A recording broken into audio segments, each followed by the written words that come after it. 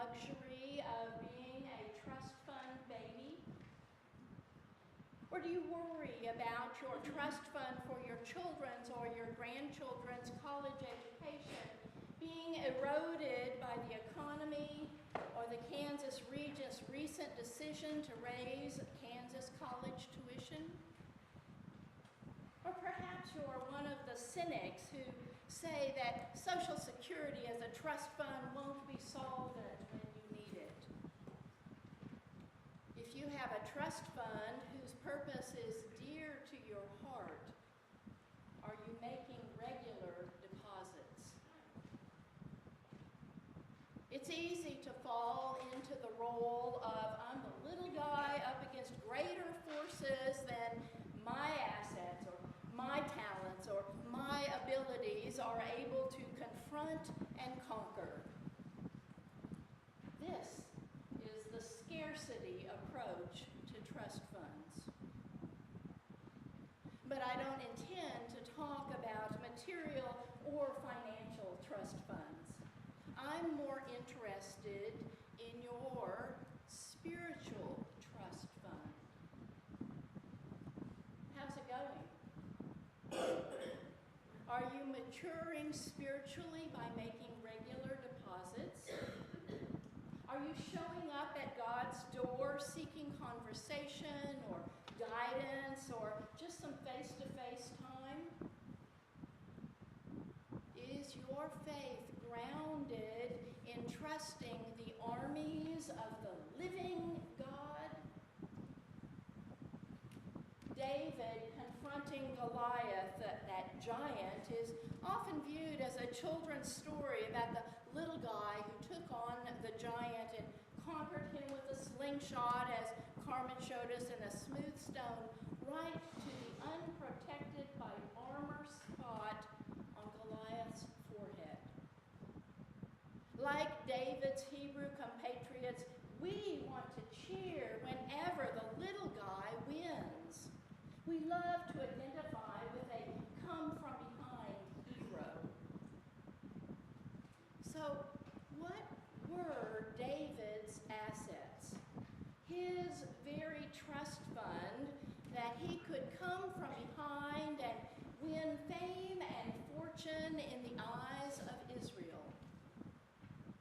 David became a hero, a household name, winning King Saul's daughter for his wife, and he became the next king of Israel.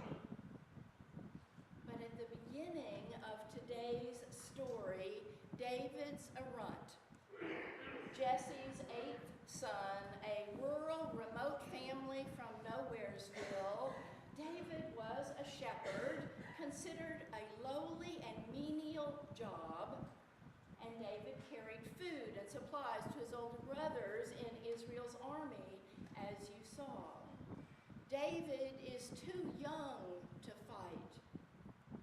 David was definitely not a trust fund baby.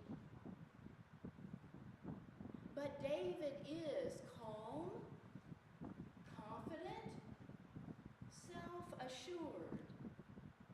David is loyal to Israel and to Israel's leader, King Saul. So what is David's major asset and the source of his power? David's trust was built on his trust in God. David referred to God as the God of the living armies. David's power is his faith. Where and how David's faith and trust was honed and strengthened, we have few details. Did his mother teach him biblical stories about how God moved and breathed in their ancestors' lives? While out on the hillside shepherding his sheep, did David gaze at the stars twinkling overhead and see God's glory? Did David worship God in the wonders of nature? As he held a newborn lamb in his arms, did he marvel at the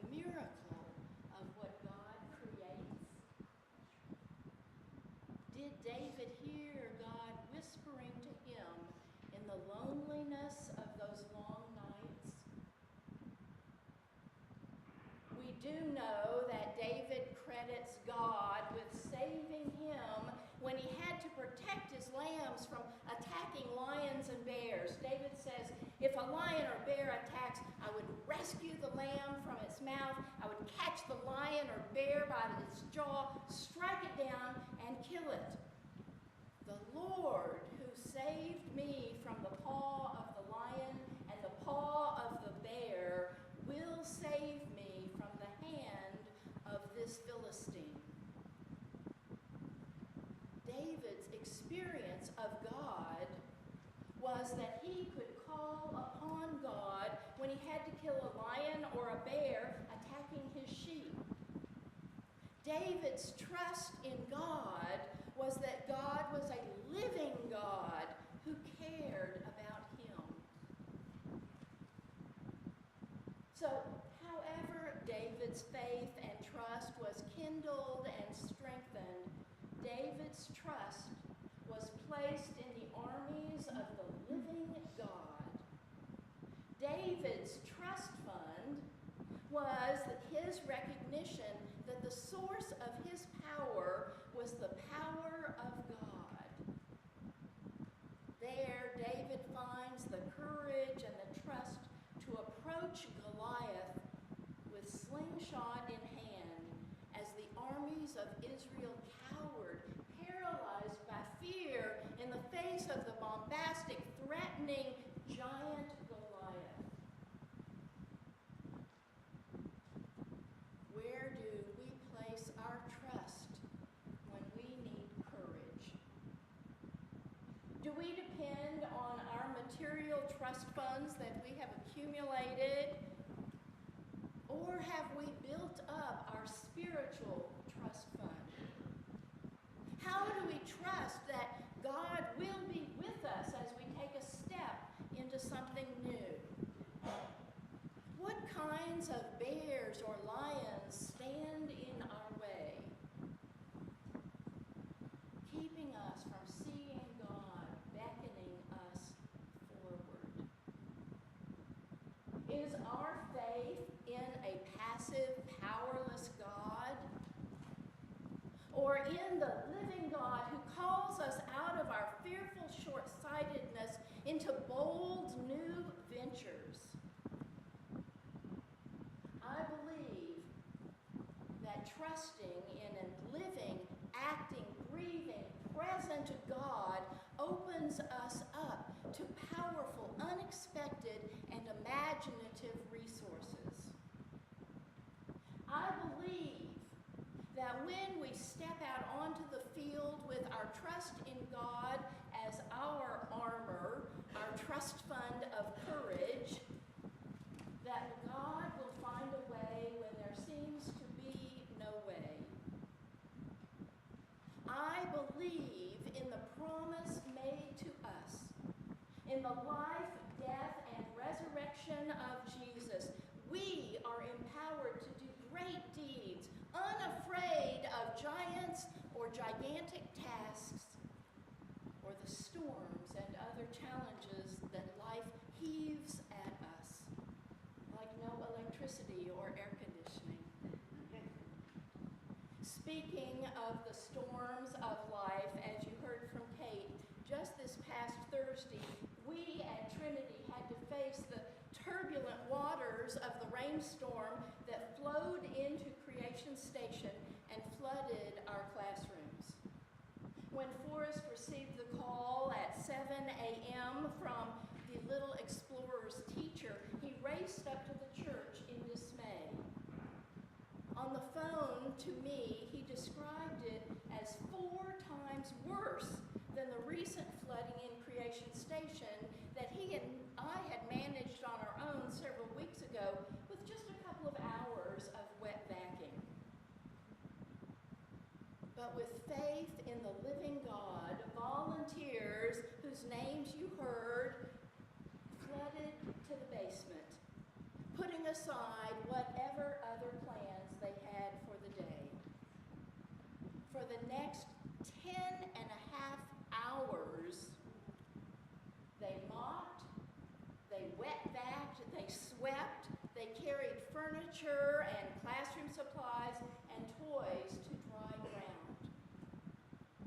much went into the trash, ruined by the waters. And after worship today, more volunteers will go down to restore the classrooms. Where did I see the Spirit of the living God in this disaster?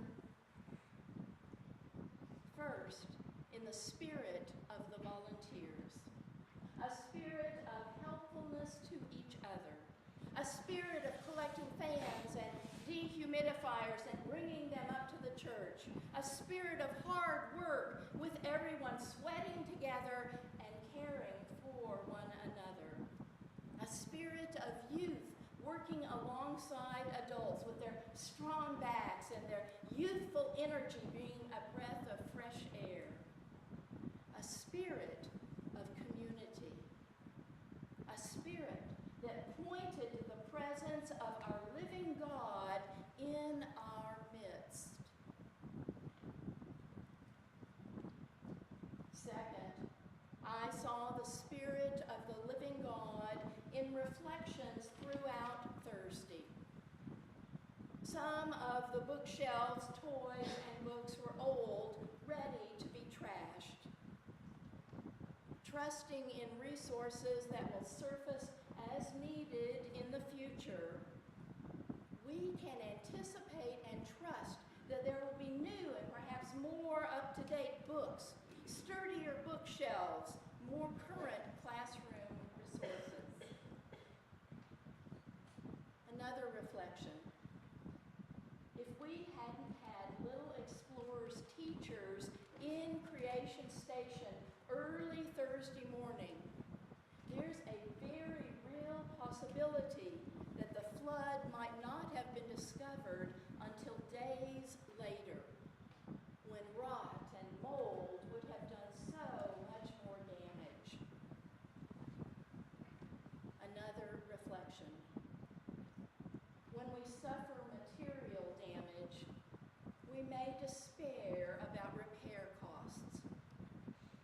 But in the context of the bigger storms of life, such as war and violence, abuse, and poverty, we can give thanks that no one was hurt, and our only suffering was tired backs at the end of the day. While many of the storms of life are more challenging and more long-lasting than a flooded basement, our spiritual trust fund grows as we respond to life's traumas together, proactively and looking forward, trusting in God who provides the resources that we really need. Trusting in God that a well-placed stone might defeat the armor of our Goliaths. Like David before King Saul, let us be a family of faith, standing together in the face of challenges, saying, our Master, the living God, is giving us